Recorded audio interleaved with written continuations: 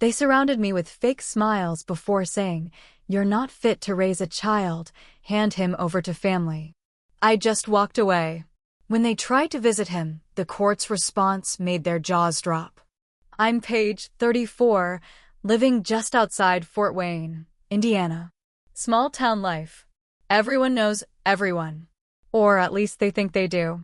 That's the worst part, how people think they know you, your life, your pain. But they don't know a damn thing. 4 years ago, I lost my husband, Mark. He was 36, healthy, worked long hours at a mechanic shop just trying to get us ahead. We had a mortgage and a toddler, Aiden, 2 years old at the time. Mark didn't come home from work one night. A 19-year-old ran a red light and hit his car going 60. They told me he died on impact. I didn't get to say goodbye. I didn't get to hold his hand. I just got a knock on the door and a cop trying to talk soft while handing me Mark's wallet and wedding ring. The day after the funeral, I could barely breathe. I remember sitting on the floor in Aiden's room while he played with blocks, just watching him. He was too young to understand.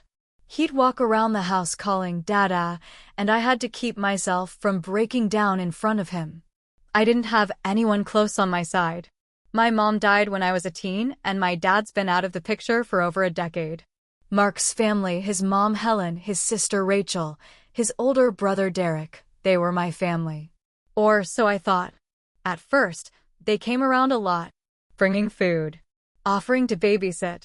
Rachel even stayed the night a few times when I couldn't sleep. I appreciated it.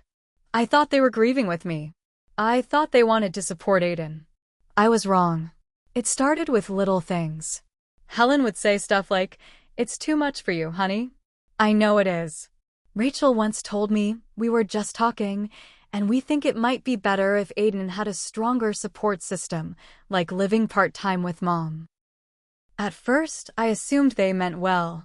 I was exhausted, barely eating, trying to get my job situation sorted.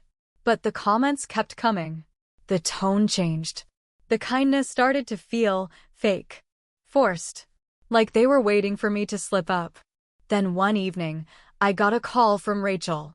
She asked if they could stop by to talk. Said it was important. I didn't think much of it. They showed up together. All of them. Helen, Rachel, Derek, even Rachel's husband, Tom. 4 of them standing in my small living room, smiling, but there was something cold behind it. Something off. Rachel spoke first. "We love you, Paige. You know that, right?" I nodded slowly. "What's going on?" Helen stepped in. "We've all talked about this. And we've decided this is what's best for Aiden." My heart dropped. "What is?" She looked me straight in the eye and said, "You're not fit to raise a child alone.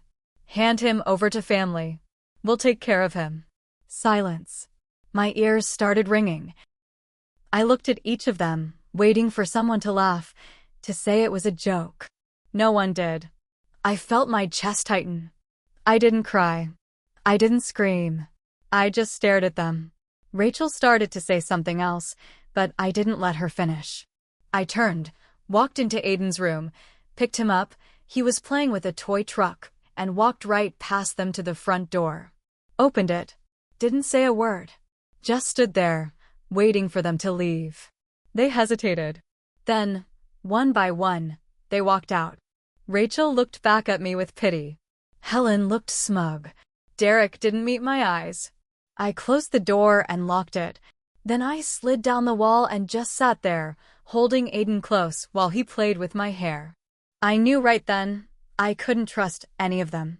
And if they thought I was just going to hand over my son, they didn't know me at all. What they didn't know was that I had already started talking to a lawyer. After that night, I went quiet. I didn't answer their texts. I didn't pick up their calls. Rachel left me a voicemail every other day saying I was being emotional and that it wasn't personal. Helen tried to stop by twice. I didn't open the door. I spent those weeks getting my paperwork together. Every document, every receipt. I met with a lawyer a few towns over, a woman named Carla who didn't blink when I told her what happened. She said this kind of thing happens more than people think. Widowed moms, grieving, vulnerable, and suddenly the in-laws start circling like vultures. Carla helped me file for full legal custody with no visitation rights to Mark's family. Not just physical custody, I already had that, but legal custody. It was a move I hadn't planned on making, but after they tried to blindside me like that, I wasn't going to take chances. Aiden was mine. Mark would have never wanted his family to go behind my back like that. When the court papers were served, everything blew up. Rachel called me screaming. "Are you serious? You're going to cut us out of his life." I said one thing before hanging up. "You try to take him from me. This is me protecting him." A week later, I found out they'd filed a petition for grandparents' rights. They were trying to force visitation through the court. Claimed I was unstable, unfit, and keeping Aiden from his true family. They brought out every low blow they could find. They said I had depression. True, I was grieving. I had a therapist. I was getting help. They said I didn't have a steady job. Also true, I was working from home part-time while looking for something full-time. They even claimed I isolated Aiden from the family. That part made me laugh. They tried to take him, and now they were playing victim. We went to court 3 months later. By then, I had documentation for everything. My therapy sessions, my job interviews, my bank account. I even had letters from neighbors and friends who wrote statements saying I was a good mom, that Aiden was healthy and loved and cared for. Mark's family came in with their heads high, like they were doing the world a favor. Helen wore pearls like it was some formal event. Rachel cried in front of the judge, saying I was denying her late brother's legacy. Then came the judge's turn. She looked through everything. She asked a few questions. Asked me if I felt Aiden was in danger from them. I said no, but I didn't trust them. I said they tried to intimidate me in my own home, tried to take my child, and that I didn't feel they respected me as Aiden's mother. Then came the part that shut them all up. The judge said, "I see no evidence that this child is in harm. I see no reason to override the mother's decision." Petition denied. Helen gasped like someone had hit her. Rachel started crying. Derek sat stone-faced. But I didn't even flinch.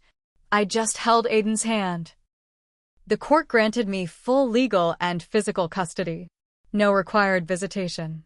If I wanted to let them see him, it was my choice. But they had no rights. None. They tried to talk to me outside the courthouse. I walked right past them. That should have been the end. But they didn't stop. 3 months went by. Quiet at first. Too quiet. I started to breathe again. Got a full-time remote job doing billing for a medical company. Aiden turned 3, started talking more, running around like a wild thing. He had Mark's smile. That crooked little grin that made my heart hurt and heal all at once. But right around Thanksgiving, things shifted again. I took Aiden to a small park near the river.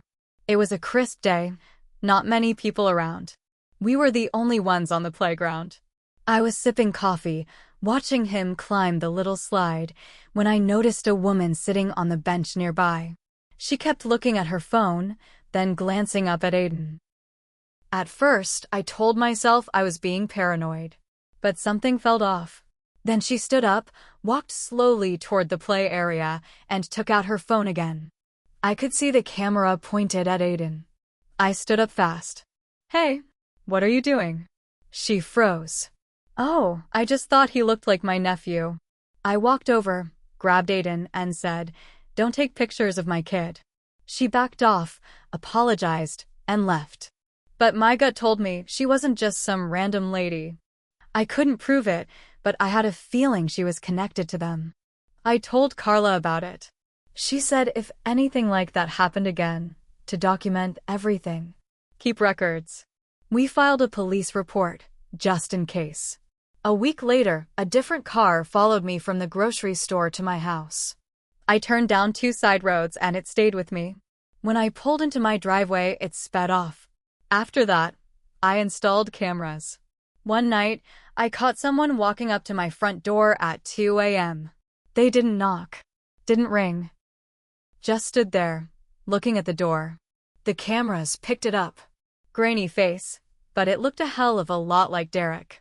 I showed the footage to the cops. They said unless he tried to break in or hurt someone, they couldn't do much. I told Carla. She filed for a protective order. That's when Mark's family made one more move. They sent a letter. Not from them directly, from a lawyer. Inside, it said they wanted to buy custody. That they were willing to offer me financial support in exchange for legal guardianship of Aiden. It felt like a slap in the face. Like they thought they could buy my son. I didn't respond. I forwarded the letter to Carla. She filed harassment paperwork and attached everything: photos, police reports, the video, even the letter. We asked the court to make the protective order permanent and restrict any unsupervised contact. They fought back, of course. But this time we had more. We had a timeline of every creepy step they'd taken. The next hearing wasn't just cold, it was brutal. And this time, I wasn't the only one they hurt. The hearing started on a Thursday morning in late February. Cold. I didn't sleep the night before. Neither did Aiden. He'd been having nightmares for weeks. Waking up crying, asking if the people were coming back. That broke me. We walked into court with everything. Carla had it all lined up: videos, photos, the letter from their lawyer, reports from the police, even statements from my neighbors who had seen cars parked outside my house at night. Mark's family showed up with a new lawyer. Young guy, cocky. Helen wore all black like she was the one who lost something. Rachel looked pale. Derek didn't even take his sunglasses off inside the courtroom. The judge was the same one from before. She looked pissed. She started the hearing by reading their lawyer's letter out loud. The part where they offered money in exchange for guardianship. She read every word slowly. Then she looked at them and said, "Do you understand what this looks like to the court?" Rachel's lawyer tried to spin it. Said it was a generous offer. Said they were just trying to help. That they were worried for Aiden's well-being and offering support. The judge raised an eyebrow. "You mean to say you aren't trying to buy custody?" Helen stood up suddenly. "That boy belongs with us. His father was our blood. Paige is broken. She's angry. She cut us off. That's not fair." I stood up, finally. "You think grief gives you the right to stalk me? To harass me? You tried to scare me into giving him up. You hired people to follow us. Take pictures. You sent someone to my door in the middle of the night. And when none of that worked, you tried to buy my son." The courtroom went silent. The judge looked straight at me. "Do you have proof of those claims?" Carla stood and passed a file to the bailiff. Photos. Videos. Reports. Letters. All of it. When the judge saw the video of someone standing at my door at 2 a.m., she leaned forward and said, "This is not concern. This is intimidation." She didn't waste time. Mark's family lost all visitation rights. The protective order was made permanent. They were banned from contacting me or Aiden in any way. No calls. No letters. No showing up. Nothing. If they violated it, they'd be arrested. But the real blow? The judge ruled that if Aiden ever expressed fear or distress linked to them again, I could file for a restraining order on his behalf as a minor, and they could face criminal charges. Rachel burst into tears. Helen stood frozen. Derek slammed his hand on the table and stormed out. They were done. It didn't feel good, not exactly. It didn't bring Mark back. It didn't erase the fear or the nights I stayed up watching the door. But it brought peace. Months passed. Aiden started sleeping again. Laughing again. I started breathing a little easier. I made mistakes too. I waited too long to act. I let them get too close. But when it counted, I protected my son. He was mine. And they would never get near him again.